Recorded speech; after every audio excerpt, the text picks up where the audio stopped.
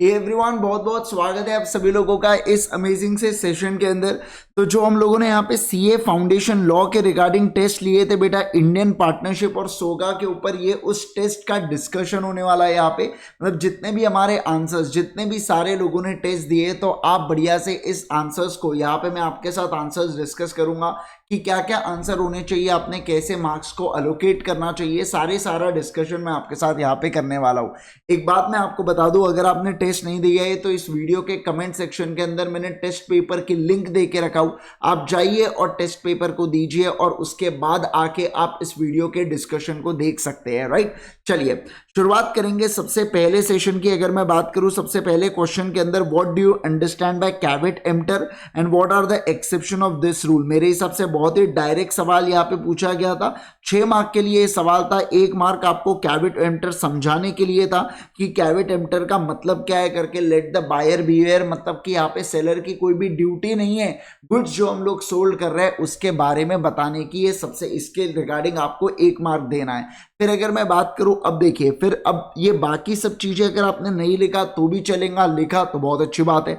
अब सर यहाँ पे जो एक्सेप्शंस है ना, वो एक्सेप्शंस में से कोई भी अगर आप एक्सेप्शन लिखते हो तो आपको 5-5 मार्क यहाँ पे मिलता है, लेकिन आपको पूरे एक्सेप्शंस इसके अंदर लिखना है। तो अगर एनी 5 एक्सेप्शंस आप यहाँ पे लिख के आ जाते हो तो आपको 5 मार्क यहाँ पे मिल जाता है, बराबर है ना। आप ऐसा भी कर सकते हो कि, एक और चीज मैं आपको बता दूं, आप ऐसा भी कर सकते हो यहाँ पे, अगर ये वाला स्टेटमेंट आपने डाला कि अगर goods turn out to be defective, या तो इसके लिए आपने 1 मार्क दे दिया और एक्सेप्शन के कोई 4 पॉइंट लिखे, ये भी आप कर सकते हो, क्योंकि कैविट एम्प्टर के ऊपर अच्छा खासा जोर दिया गया है और उसके एक्सेप्शन। लेकिन मैं आपको बता दूं, जनरली ऐसा देखा जाता है कैविट एम्प्टर पे 1 मार्क और एक्सेप्शन पे 5 मार्क, तो फर्स्ट प्रायोरिटी आप उसको देना। नहीं तो अगर आपने ऐसा भी किया तो आप ये भी कर सकते हो, लेकिन एग्जाम में आया ऐसा सवाल तो क्या ध्यान रखना है, 1 अपने को कैविट एम्प्टर समझाया और 5 बाकी अदर चीजें हम लोगों ने यहाँ पे समझा दी है, ठीक है ना। चलिए सेकंड सवाल की ओर चले क्या। यस सर, अब देखो, Jay, the owner of Fiat car, wants to sell his car.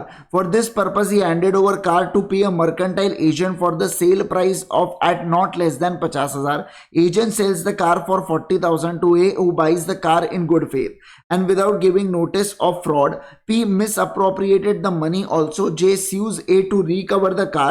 Decide, give reasons whether J would succeed. क्या J यहाँ पे सक्सीड कर पाएगा क्या, मुझे बताइए सर। मर्केंटाइल एजेंट ने बेचा है गुड्स को, क्या किया है बोलो, मर्केंटाइल एजेंट ने गुड्स को बेचा है। तो मर्केंटाइल एजेंट्स अगर गुड को बेचता है और गुड फेथ में बेचता है तो किस्सा खत्म, प्रॉपर्टी ट्रांसफर होती है। 4 मार्क के लिए सवाल है। देखो प्रॉब्लम ये बेस्ड है मर्केंटाइल एजेंट, यहाँ पे आपने मर्केंटाइल एजेंट को सबसे पहले समझा देना है। जिसने मर्केंटाइल एजेंट को समझाया उसको 1 मार्क मिलेगा। फिर इसके अलावा देखो, the buyer of the goods a mercantile agent has no authority gets good title. अगर ये सारी बातें होती है तो उसको गुड टाइटल मिल जाता है। इसके लिए आपको क्या करना है बेटा, इसके लिए आपको 2 मार्क देना है, मतलब वो पोजेशन में होना चाहिए गुड्स के।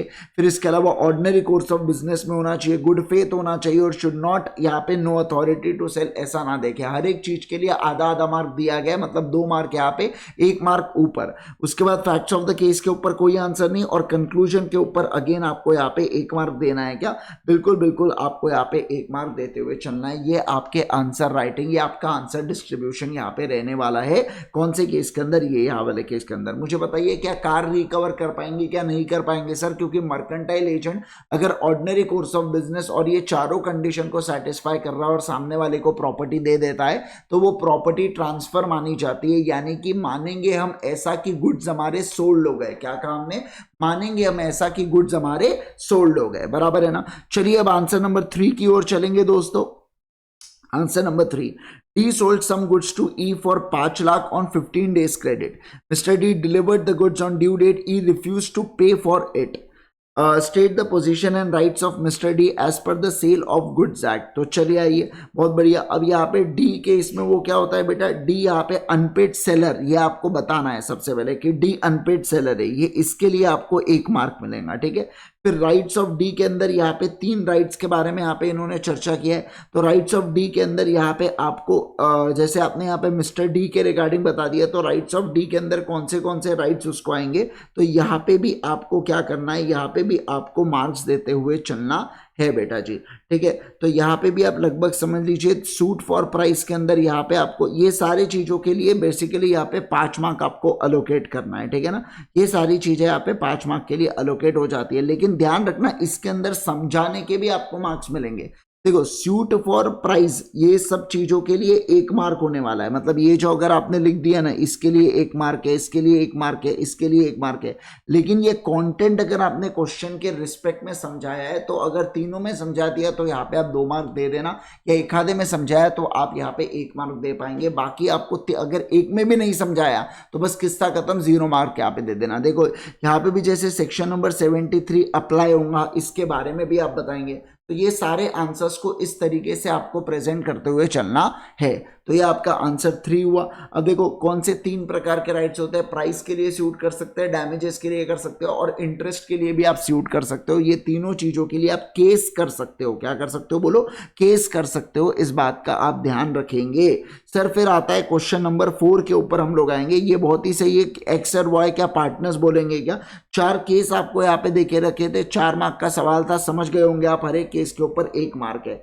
तो सबसे पहला आंसर क्या है बेटा मुझे बताइए।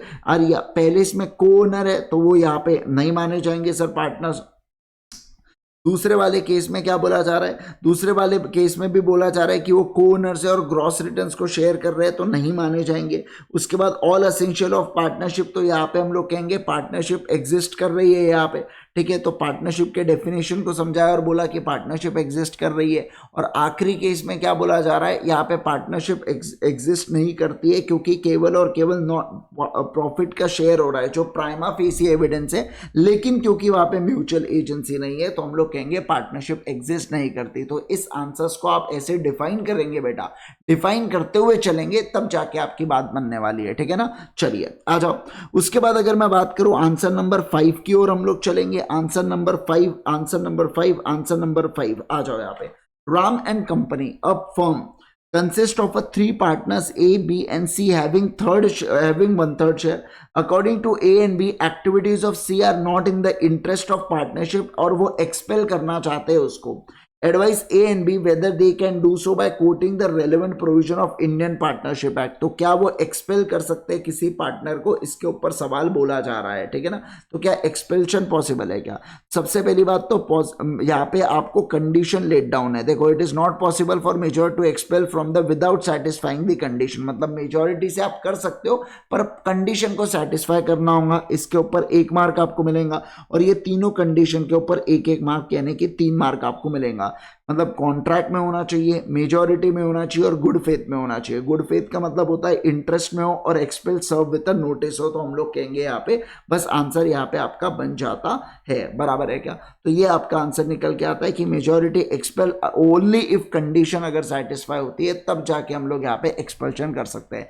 वैसे ऐसा जो सवाल है ना ये 6 मार्क के लिए भी पूछा जा सकता है इंस्टीट्यूट के द्वारा। ठीक है ना, इट मे हैपन कि 6 मार्क्स के लिए सवाल पूछ ले, क्योंकि देखो 1 मार्क का ये हुआ और ये यहाँ पे ना 4 मार्क का बन सकता है। ये 4 मार्क का कर दिया और कंक्लूजन पे 1 मार्क दिया तो 6 मार्क का भी सवाल बनेगा। 6 मार्क बना तो चांदनी चांदनी है बेटा, अपने लिए तो मजे ही मजे हो गए, है ना। चलो आओ आंसर या क्वेश्चन नंबर 6 पे चलूंगा। Indian partnership act does not make the registration of firm compulsory not does it impose the penalty for non registration. Explain the various disabilities या डिसएडवांटेजेस जो आपको यहाँ पे ब्रीफ में समझाना है। तो बेसिकली आप कोई भी 6 डिसेबिलिटीज को अगर आप समझा दोगे तो आपकी बात बन जाएंगी, या अगर आपने 3 डिसेबिलिटीज को भी समझा दिया और डिटेल में एक्सप्लेन कर दिया तो भी आपकी बात यहाँ पे बन जाती है। वैसे आंसर में यहाँ पे 4 देख रखा है, बाकी आप 3-4 कोई भी कर सकते हो तो आपके आंसर यहाँ पे सही माना जाता है। 6 मार्क के लिए तो जितना ज्यादा आपको याद आ जाए उतना ज्यादा बेहतर है, लेकिन आपको समझाना भी है। जैसे अगर आपने ये लिखा तो उसको समझाया, ये लिखा तो उसको समझाया और ये लिखा तो उसको भी समझा दिया, तो यहाँ पे ज्यादा चांसेस बन जाते हैं आपको पूरे मार्क्स मिलने के। ठीक है ना, अब 1 मार्क के लिए तो इतना समझाना लिखना होगा नहीं, दोनों चीजों के लिए होगा, तो इट्स बेटर कि आंसर अपना ये बन जाता है। ठीक है ना, तो ये पूरी बात यहाँ पे आ गई है क्या? यस सर, ये पूरी बात यहाँ पे आ जाती है। सारे लोग समझ समझे क्या? बोलो ना फटाफट फटाफट, जल्दी से बोलिए मुझे, क्या आप इस बात को सारे लोग समझ गए क्या? Hope so. आपके आंसर्स कमेंट डाउन करके बताना कि कितने मार्क्स आप लोगों को मिले हैं, 30 मार्क्स में से कितने मार्क्स मिले और कितने देर में पेपर हुआ और कहाँ से आप बिलोंग करते हैं। ये 3 चीजें आपको बढ़िया से डालना है बेटा कमेंट सेक्शन के अंदर।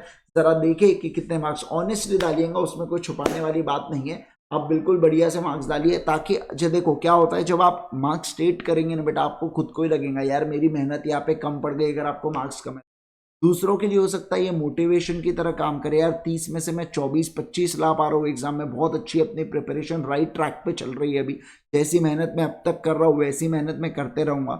जिन लोगों को कम आए उनको रहेगा कि मुझे अब थोड़ी सी ज्यादा मेहनत करना है, राइट। और जरूर से बताइएगा आपको ये टेस्ट सीरीज कैसी लग रही है बेटा, क्या आपको इसका फायदा हो रहा है या नहीं हो रहा है, जरूर से कमेंट सेक्शन के अंदर बताइएगा, ताकि हम कुछ और अमेजिंग चीजें आप लोगों के लिए यहाँ पे प्लान कर सके, राइट। मैं आपको एक बात बता दूं कि हमारी ई बुक्स यहाँ पे लॉन्च हो चुकी है, सीए फाउंडेशन के जो समरी नोट्स है और इसके अलावा जो क्वेश्चन बैंक है, इन दोनों के ई बुक फॉर्म में, ई बुक फॉर्मेट में क्वेश्चन बैंक हमारी अवेलेबल है, जिसका आपको तुरंत एक्सेस मिल जाता है, राइट। तुरंत में आपको एक्सेस मिलता है।